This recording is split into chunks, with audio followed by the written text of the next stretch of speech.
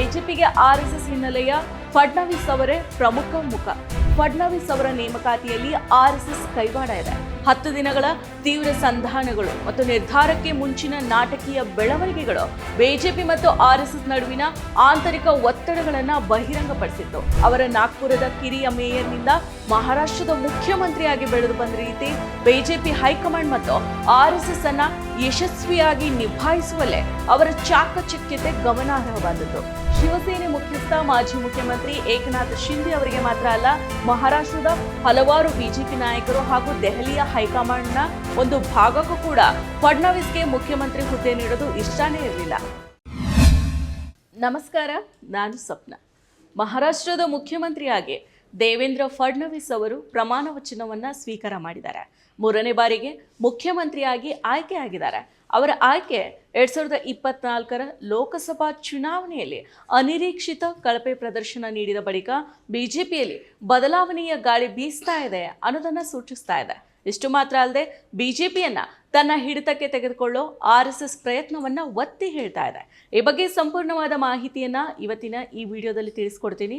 ಅದಕ್ಕೂ ಮೊದಲು ನೀವಿನ್ನು ನಮ್ಮ ಈ ದಿನ ಯೂಟ್ಯೂಬ್ ಚಾನಲ್ಗೆ ಸಬ್ಸ್ಕ್ರೈಬ್ ಆಗಿಲ್ವಾದ್ರೆ ಕೂಡಲೇ ಸಬ್ಸ್ಕ್ರೈಬ್ ಆಗಿ ನಮ್ಮ ಪ್ರತಿ ವಿಡಿಯೋಗಳ ನೋಟಿಫಿಕೇಶನ್ಗಾಗಿ ಪಕ್ಕದಲ್ಲೇ ಇರೋ ಬೆಲ್ ಬಟನ್ ಅನ್ನ ಕ್ಲಿಕ್ ಮಾಡಿ.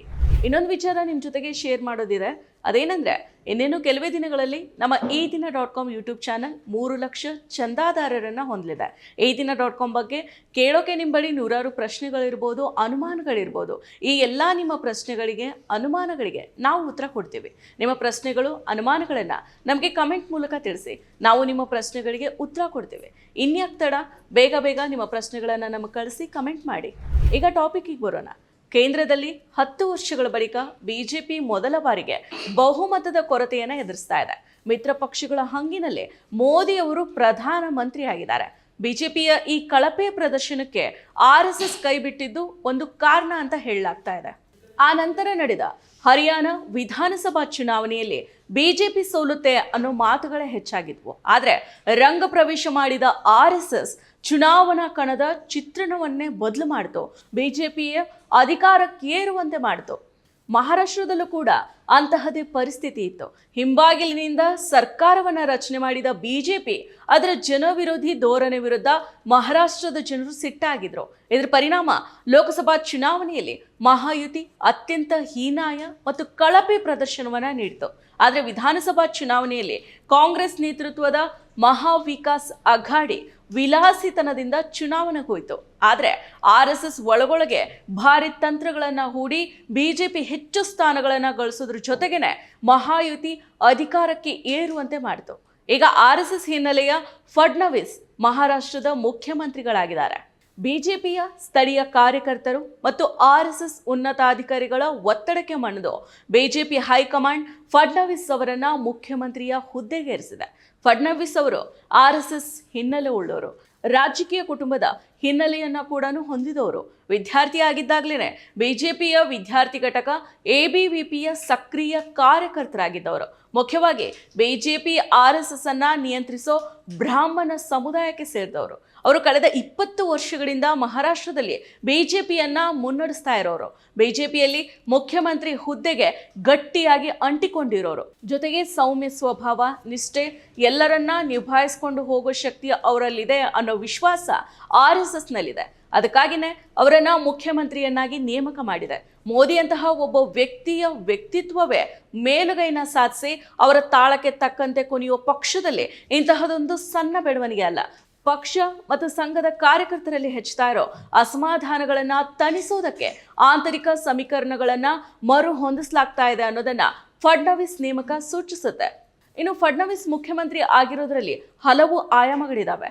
ಮೊದಲ ಮತ್ತು ಅಗ್ರಗಣ್ಯವಾಗಿ ಫಡ್ನವೀಸ್ ಅವರ ನೇಮಕಾತಿಯಲ್ಲಿ ಆರ್ಎಸ್ಎಸ್ ಕೈವಾಡ ಇದೆ.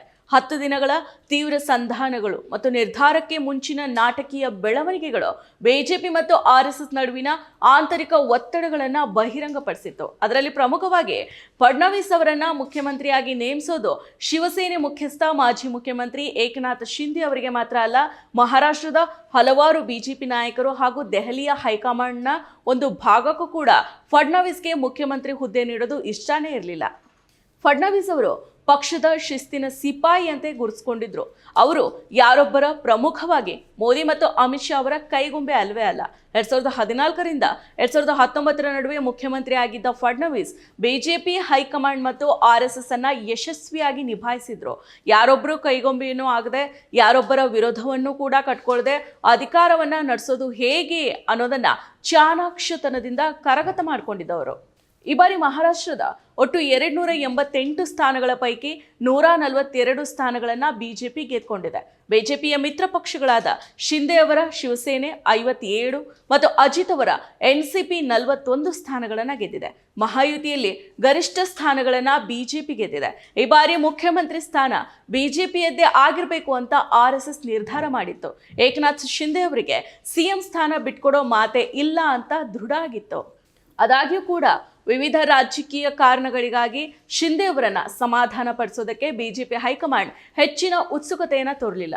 ಆದರೂ ಕೂಡ ಸಂಧಾನದ ಸಭೆಯನ್ನು ನಡೆಸಿತ್ತು. ಫಡ್ನವೀಸ್, ಶಿಂದೆ ಮತ್ತು ಅಜಿತ್ ಅವರನ್ನ ಒಳಗೊಂಡ ಬಿಜೆಪಿ ಹೈಕಮಾಂಡ್ ನಡೆಸಿದ ಸಭೆಯ ಸಮಯದಲ್ಲಿ RSSನ ಮುಖ್ಯಸ್ಥ ಮೋಹನ್ ಭಾಗವತ್ ಅವರು ಕೂಡ ದೆಹಲಿಯಲ್ಲಿದ್ದರು.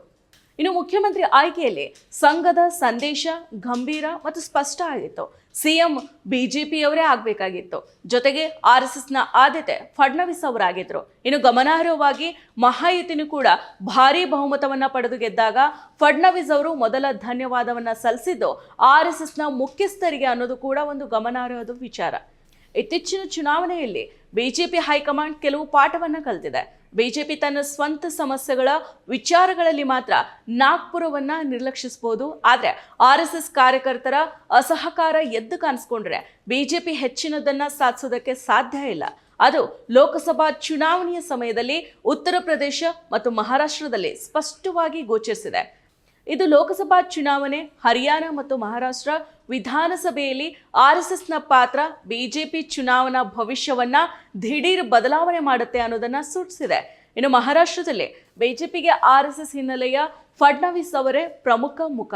ಅವರ ನಾಗ್ಪುರದ ಕಿರಿಯ ಮೇಯರ್ನಿಂದ ಮಹಾರಾಷ್ಟ್ರದ ಮುಖ್ಯಮಂತ್ರಿಯಾಗಿ ಬೆಳೆದು ಬಂದ ರೀತಿ ಬಿಜೆಪಿ ಹೈಕಮಾಂಡ್ ಮತ್ತು RSS ಅನ್ನ ಯಶಸ್ವಿಯಾಗಿ ನಿಭಾಯಿಸುವಲ್ಲೇ ಅವರ ಚಾಕಚಕ್ಯತೆ ಗಮನಾರ್ಹವಾದದ್ದು.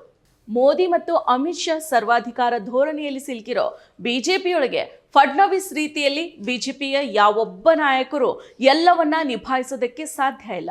ಇನ್ನು ಮಹಾರಾಷ್ಟ್ರದ ಮುಖ್ಯಮಂತ್ರಿಯಾಗಿ ಹಿಂದಿರುಗೋದ್ರ ಜೊತೆಗೇನೆ ಫಡ್ನವೀಸ್ ಈಗ ಉತ್ತರ ಪ್ರದೇಶದ ಯೋಗಿ ಆದಿತ್ಯನಾಥ್ ಮತ್ತು ಕೇಂದ್ರ ಗೃಹ ಸಚಿವ ಅಮಿತ್ ಶಾ ಅವರೊಂದಿಗೆ ಪ್ರಮುಖ ಉನ್ನತ ನಾಯಕರಾಗಿ ಬೆಳೆಯೋ ಪಟ್ಟಿಗೆ ಸೇರ್ಕೊಂಡಿದ್ದಾರೆ. ಮೋದಿ ನಂತರದ ಬಿಜೆಪಿಯ ಮುಖವಾಗಿ ತಮ್ಮನ್ನ ಗುರುತಿಸ್ಕೊಳ್ಳೋದಕ್ಕೆ ಫಡ್ನವೀಸ್ ಮುಂದೆ ಸಾಗ್ತಾ ಇದ್ದಾರೆ. ಅವರ ಬೆನ್ನಿಗೆ RSS ನಿಂತಿದೆ. ಫಡ್ನವೀಸ್ ಮತ್ತು ಯೋಗಿ 50ರ ಹರೆಯದವರು. ಇನ್ನು ಶಾ ಅವರಿಗೆ 60 ವರ್ಷ.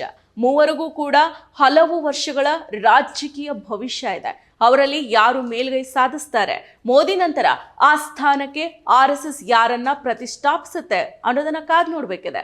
ನಮಸ್ಕಾರ.